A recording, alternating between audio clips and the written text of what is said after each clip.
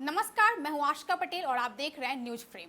बिहार में संपूर्ण क्रांति और व्यवस्था परिवर्तन के उद्देश्य से शुरू की गई बिहार बदलाव यात्रा के तहत जन स्वराज के सूत्रधार प्रशांत किशोर एक दिवसीय दौरे पर औरंगाबाद पहुंचे। प्रशांत किशोर के इस दौरे में विभिन्न स्थानों पर बड़ी संख्या में पार्टी कार्यकर्ताओं और समर्थकों ने उनका ढोल नगाड़ों के साथ जोरदार स्वागत किया। प्रशांत किशोर ने नवीनगर प्रखंड के अनुग्रह नारायण स्टेडियम में आयोजित बिहार बदलाव सभा को संबोधित किया है।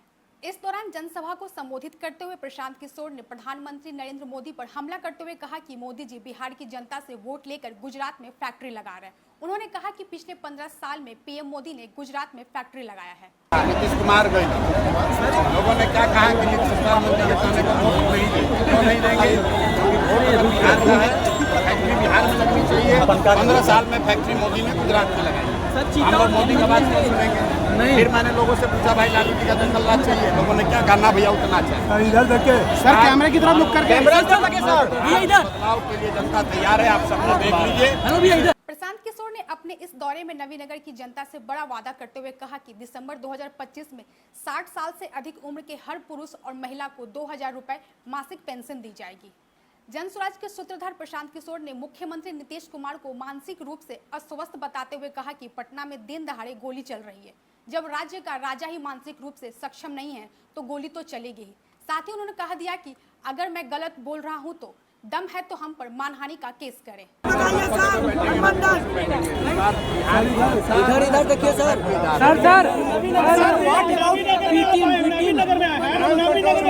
गोली चल रहा है। भाई दिन दहाड़े गोली पटना में भी चल रहा है।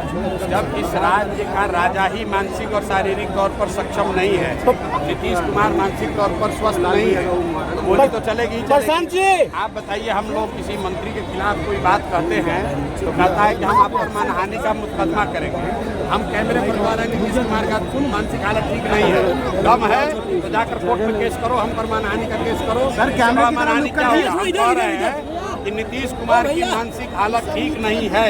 अगर गलत कह रहे हैं तो हम पर कोर्ट में केस करो, मानहानि का केस करो। इनका दम नहीं है।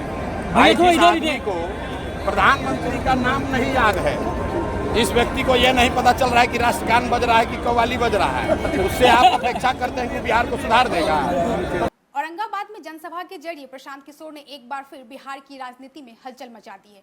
मंच से उन्होंने न सिर्फ केंद्र सरकार पर निशाना साधा बल्कि मुख्यमंत्री नीतीश कुमार की कार्यशैली पर भी तीखा तंज कसा है। साथ ही जनता से वादा कर अपने मिशन 2025 की झलक भी दिखा दी है। अब देखना होगा कि जन स्वराज की यह यात्रा बिहार की राजनीति को किस दिशा में मोड़ती है। औरंगाबाद से दीनानाथ मवार की रिपोर्ट।